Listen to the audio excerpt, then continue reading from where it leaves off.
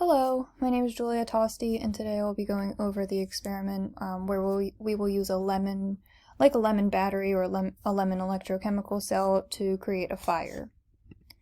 So for this experiment, what you'll need are lemons, obviously. You'll need about 6 zinc nails, 6 copper clips, or copper tacks, which is what I used, some wire and rubberized wire. I didn't write that, but you'll need the rubberized wire for the ends, some steel wool, and then just some kindling. I used like a napkin or a tissue. You can use toilet paper, anything that will help ignite the fire more. So for the setup, you're going to want to roll the lemon in your hands. By doing so, it will get the juices in the lemon flowing better, just for the overall current to flow through during the experiment. And then next you're going to insert the zinc nails about 1 centimeter apart in a row on the lemon. And then parallel to that, you'll insert the copper clips in the same fashion.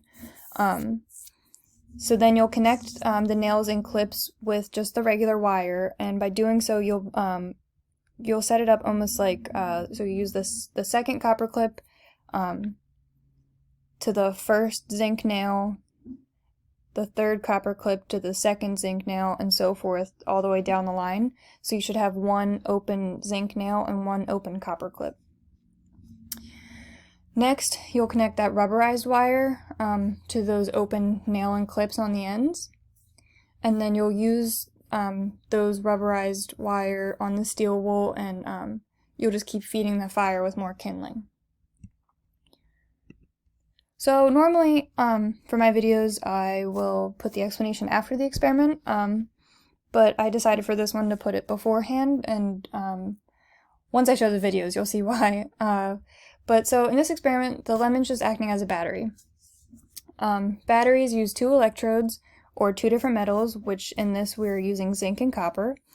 They use a liquid electrolyte, which in this is the lemon juice, which is a good electrolyte. And then we have those 2 metals, and when they're connected to a conductive material, they can generate electricity.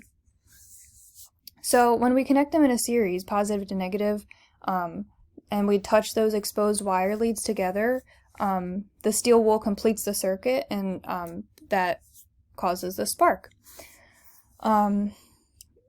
So if we look at it from like a chemistry perspective, zinc is more readily oxidized than copper. So the zinc metal will react to form the zinc 2+ ions, so they'll release 2 electrons into the wire, and the copper will react with the citric acid in the lemon, which forms Cu2+ ions, and they gain the 2 electrons which were lost by the zinc, which almost reform the solid copper. So this flow of electrons creates a current, and again, this would cause the spark. So as you can see, there are 2 videos here. One is the lemon battery, and one is a 9-volt battery. So I'll show the lemon battery first.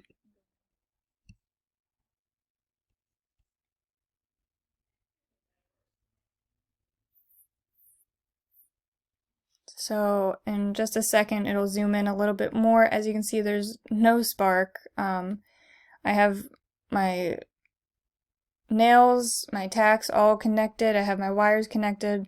I got no spark whatsoever. But now I'll show you what a 9-volt battery can generate.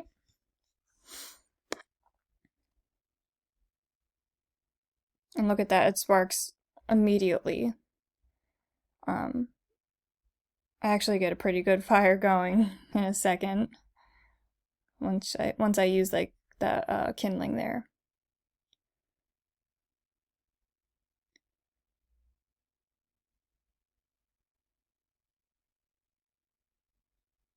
There it goes. So as you can see, the 9-volt battery created quite a large spark. And if we think about what was shown in the video, it's very similar to the spark he generated. Now I don't want to speculate, but I have a feeling that there may have been some manipulating in the video that was shown. To be fair, I could have done it wrong, but I'll explain why I think it went wrong from my perspective. So there we go. So as you can see, the lemon did not create a spark, but the battery did. So my conclusion was that the lemon just could not generate enough voltage. After researching a little bit more, it turns out the lemon only generates about 1 volt, even with zinc and copper involved. So in the video that we used to explain how to do the experiment, he stated that the lemon can hold 5 volts. Every other source I found said about 1 volt. So in my opinion, we probably could start a fire with the lemon, but we would need a larger amount of lemons, probably 5 or 6 or more, possibly even 9 if we want to have a comparable amount with the 9-volt battery.